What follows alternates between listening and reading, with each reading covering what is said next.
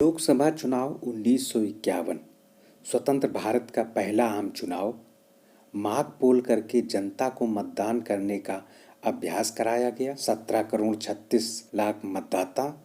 चुनाव अवधि 25 अक्टूबर से 21 फरवरी 1952 तक। हिमाचल प्रदेश के चीनी जिले में पहला मत डाला गया। लोकसभा की कुल 489 सीटें, 86 द्विसदस्य वाली सीटों में एक सीट सामान्य वर्ग से और दूसरी सीट अनुसूचित जाति वर्ग से चुनी जाती थी। त्रिसदस्यीय वाली सीट में एक सामान्य वर्ग से, एक एससी वर्ग से और एसटी वर्ग से एक प्रत्याशी चुना जाता था। चुनाव परिणाम इस प्रकार रहा। कांग्रेस को 364 सीटें मिली, भारतीय कम्युनिस्ट पार्टी को 16 सीटें, प्रजा सोशलिस्ट पार्टी को 12 सीटें मिली, किसान मजदूर पार्टी को 9 सीटें मिली, भारतीय जनसंघ को 3 सीटें मिली। प्रथम प्रधानमंत्री बने पंडित जवाहरलाल नेहरू। लोकसभा चुनाव 1957 पंडित नेहरू के नेतृत्व का पहला चुनाव।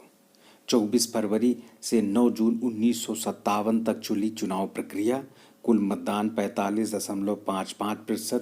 बूथ कैप्चरिंग रोग की शुरुआत। बिहार के बेगूसराय जिले के रचियारे की कछारी टोला में बूथ कैप्चरिंग।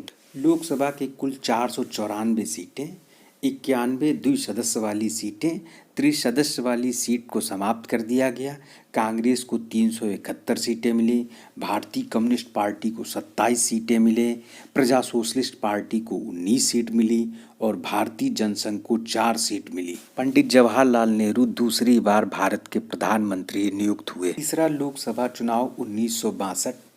मुंदड़ा कांड उजागर हुआ। वित्त मंत्री कृष्णामाचारी का इस्तीफा हुआ। पंडित नेहरू का करिश्मा कमजोर हुआ। कुल सीटें 494। द्विसदस्यीय और त्रिसदस्यीय सीटों की व्यवस्था को समाप्त कर दिया गया। चुनाव की अवधि 19 फरवरी से 25 फरवरी 1962 तक। अमिट स्याही का पहली बार प्रयोग किया गया। कुल 55.4% मतदान हुआ। केरल में सबसे अधिक मतदान हुआ जबकि उड़ीसा में सबसे कम मतदान हुआ। चुनाव परिणाम इस प्रकार रहा। कांग्रेस को 361 सीटें मिली, भारतीय कम्युनिस्ट पार्टी को 29 सीटें मिली, स्वतंत्र पार्टी को 18 सीटें मिली, भारतीय जनसंघ को 14 सीटें मिली, प्रजा सोशलिस्ट पार्टी को 12 सीटें मिली और डीएमके को 7 सीटें मिली। पंडित जवाहरलाल नेहरू भारत के तीसरी बार प्रधानमंत्री नियुक्त हुए।